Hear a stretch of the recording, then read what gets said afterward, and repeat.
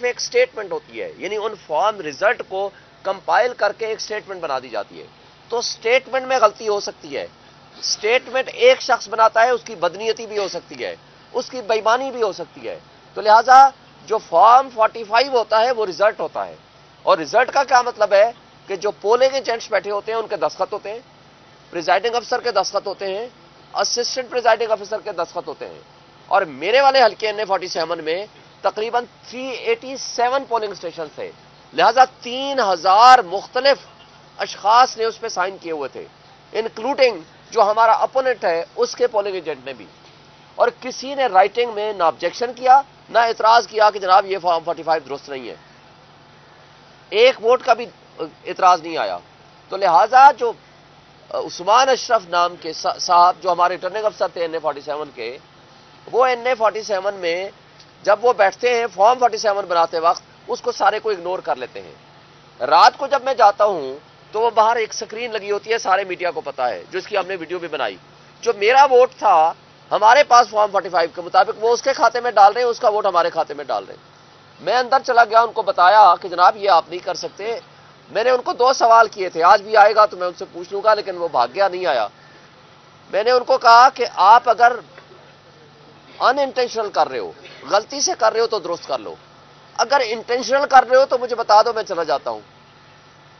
انہوں نے تقریباً مشکوک انداز میں مجھے بہرحال نکال دیا. انہوں نے کہا جی ہم آپ کو الاؤ نہیں کریں گے، ورنہ آپ نکل جائیں، ورنہ ہم آپ کو پولیس کے ذریعے باہر پھینک دیں گے. یہ الگ بات ہے کہ پھر وہ خود ہی، میں نے کہا ٹھیک ہے آپ FIR کاٹیں، میرا یہ حق ہے پروسیس آف کنسولٹیشن میں بیٹھنا، مجھے نہیں بیٹھنے دیا. انہیں دروازے بند کر لیے، مجھے باہر نکال دیا، میں باہر آ گیا. میں تقریباً 6:41 پہ ریٹرننگ افسر کو میں اپلیکیشن دیتا ہوں کہ جناب آپ جو کچھ یہ کر رہے ہیں، آپ نے کہا باہر آ جائے گا، رزلٹ آپ نے میرا روک دیا، سکرین آپ اٹھا کے لے گئے ہیں بجائے سکرین پہ شو کرنے کے. تو میں آپ کو درخواست دے رہا ہوں کہ آپ یہ بدنیتی نہ کریں، رزلٹ میں ٹیمپرنگ نہ کریں، آپ کی بےایمانی پہلے ہی ثابت ہو چکی ہے، یہ آپ نہ کریں. میں رائٹنگ میں اپلیکیشن دیتا ہوں. اسی کی اپلیکیشن میں یہاں الیکشن کمیشن کو دیتا ہوں، چونکہ آپ کو پتا ہے ان دنوں 24 آور سروس ان کی بحال تھی. انہوں نے فوراً اس کو لیٹر لکھا، لیکن انہوں نے اس کو جواب نہیں دیا. پھر دوسری مرتبہ میں نے لیٹر لکھا ان کو، کوئی جواب نہیں آیا. پھر تیسری مرتبہ میں نے ڈسٹرکٹ ریٹرننگ افسر جو DC ہوتا ہے، جو آج کل مشہور زمانہ DC ہیں، جن کا کام سوائے شاید کرپشن کے اور PTI کے خلاف 3 MP آرڈر کرنے کے اور کوئی کام نہیں تھا. میں نے ان کو اپلیکیشن دی، وہ آپ کو پتا ہے کوئی جواب بھی نہیں دیتے، نہ وہ ریسیو کرتے ہیں پراپر. اس کی کاپی میں نے یہاں دی، انہوں نے فوری طور پر ایکشن لیا، ان کو کہا جی آپ جواب دیں، مگر دن کے 1 بجے انہوں نے رزلٹ دے دیا. پھر فارم 47 2 بنائے ہوئے ہیں، ایک 9 کو ایک 10 کو، اور دونوں مختلف ہیں، دونوں میں ووٹ مختلف ہیں ہر کینڈیڈیٹ کے. 34 کینڈیڈیٹ ہیں جس میں سوائے ایک کے 33 کینڈیڈیٹس کے اس میں ووٹ مختلف ہیں. وہ سارا رزلٹ میں نے ان کو سارا ریکارڈ دے دیا. پھر کیا کرتے ہیں کہ اگلے دن 11 تاریخ کو یہ ہوتا ہے جناب، کنسولیڈیشن کے لیے نوٹس آتا ہے فارم 48 بنانے کے لیے. میں یہاں 10 کو پٹیشن کرتا ہوں، 11 کو الیکشن کمیشن روک دیتا ہے پروسیس آف کنسولیڈیشن کو. ہم 11:30 بجے، 10:30 بجے یہاں صبح، ہم 11:30 بجے وہاں چلے جاتے ہیں RO کے پاس. ریٹرننگ افسر مجھے لکھ کے دیتا ہے کہ further consolidation process is postponed. جب وہ لکھ کے دیتا ہے وہ باہر پیسٹ کرتا ہے، باہر لگاتا ہے، اور اندر جب ہم جاتے ہیں تو تمام جو ہمارے تھے کینڈیڈیٹس اور ان کے نمائندے وہ اندر موجود ہیں، طارق فضل سمیت. وہ ہمیں لکھ کے دیتا ہے، ان کو بھی دیتا ہے، ہمیں بھی دیتا ہے. بعد میں کیا کرتا ہے جناب، جب ہم چلے جاتے ہیں تو گھنٹے بعد طارق فضل کو بلاتا ہے، وہ سارا ریکارڈ ٹیمپر کرتا ہے. جب ہمیں پتہ چلتا ہے ہم جاتے ہیں تو ہمیں اندر جانے کی اجازت نہیں ہوتی، بلکہ ہم جب واپس جانے لگتے ہیں تو ہماری گاڑیوں پہ ان کے غنڈے طارق فضل کے حملہ کر دیتے ہیں. اس کی ہم نے FIR کٹانے کی درخواست دی، لیکن گول مول FIR کٹی. ہماری گاڑیوں، وکلا کے گاڑیوں کے شیشے توڑ دیے، کیونکہ غنڈہ گردی ان کا مقصد ہے اور کچھ ہے ہی نہیں.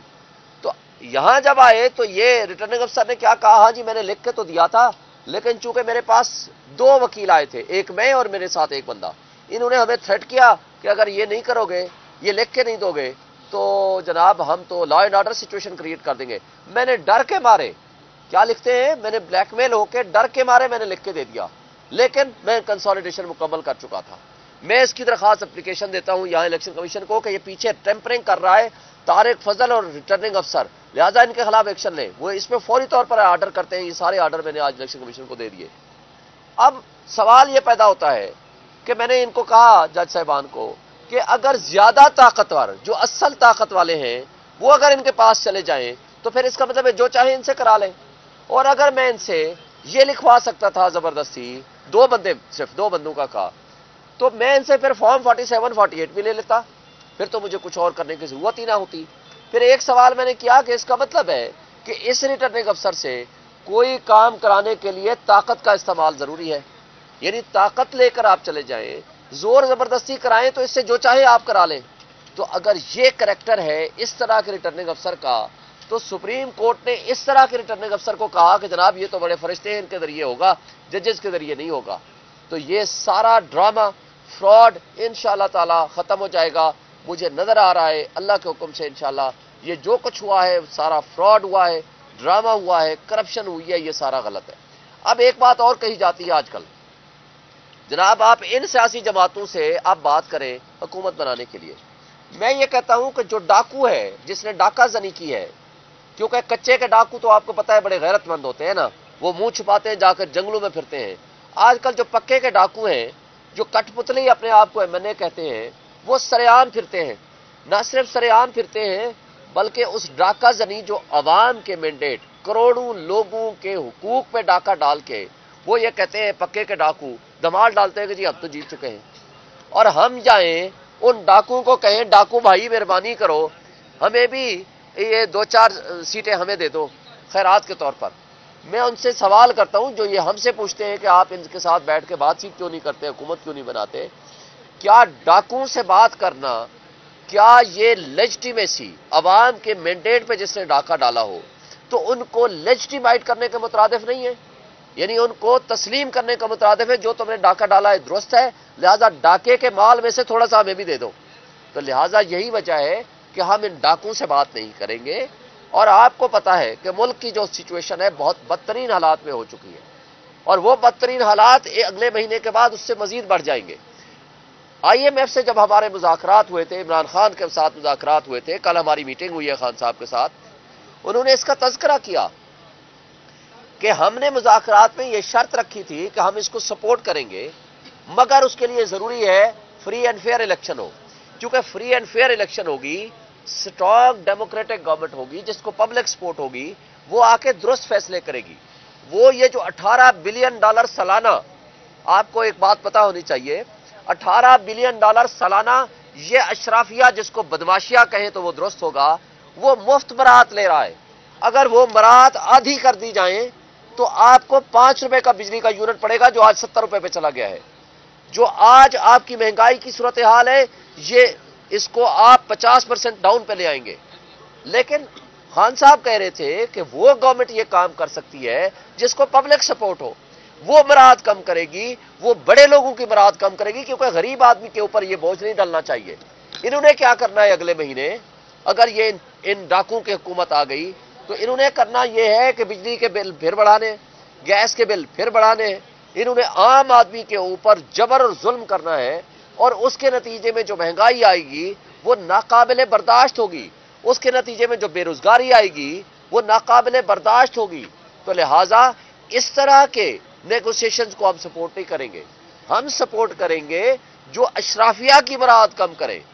ہم یہ کہتے ہیں کہ اس کے لیے ضروری ہے کہ جس کا جو حق ہے اس کو حق حکمرانی ملنا چاہیے. یہ چونکہ پبلک سپورٹ کے بغیر نہ ان میں کیپیسٹی ہے, نہ ان کی بات کوئی عوام مانے گی, نہ ان میں یہ ایک کمپٹنس ہوگی کہ ایسے وہ فیصلے کر سکے. تو لہٰذا یہ ضروری ہے ملک کے حالات کو بہتر کرنے کے لیے آج بھی وقت ہے کہ لوگوں کے اوپر جو آگے ظلم اور جبر آنے والا ہے اس سے بہتر ہے کہ آج ری تھنک کریں اور سوچیں, اور جس کا جو حق ہے اس کو مینڈیٹ دیں تاکہ ایک سٹرانگ ڈیموکریٹک گورنمنٹ آئے. یہ لولی لنگڑی حکومتیں جو PDM-1 کی صورت ہم دیکھ چکے ہیں, PDM-1 نے جو ظلم ڈھائے ہیں PDM-2 اس سے 10 گنا زیادہ ظلم ڈھائے گی. تو اس لیے آج بھی وقت ہے کہ اس سے پہلے کہ افراتفری, بد عہدی اور بد دلی اور مایوسی پھیلے اور لوگوں کے اوپر مزید ظلم ہو, ہم وقت سے پہلے کہہ رہے ہیں کہ ہمارے حقوق پہ جو ڈاکہ ڈالا ہے وہ واپس کرو تاکہ ایک لیجٹیمیٹ گورنمنٹ بنے. آج تو پوری دنیا چیخ اٹھی ہے, پوری دنیا, صرف یہ نہیں ہے کہ پوری دنیا کا میڈیا, نیشنل میڈیا نے تو اٹھایا ہی اٹھایا اس کو, پوری دنیا چیخ اٹھی ہے کہ یہ لیجٹیمیٹ نہیں ہے, انہوں نے ڈاکہ زنی کے ذریعے سیٹیں چھینی ہیں. جو کچھ ہو رہا ہے وہ غلط ہے، اور ہم آپ سے اور ان موجودہ جو لوگ بیٹھے ہیں ان سے توقع رکھتے ہیں کہ وہ اپنی غلطیوں کو نہ دہرائیں اور حق سچ کا ساتھ دیں، اور انشاءاللہ تعالی ہماری democratic elected government, strong democratic government آئے گی تو لوگوں کے مسائل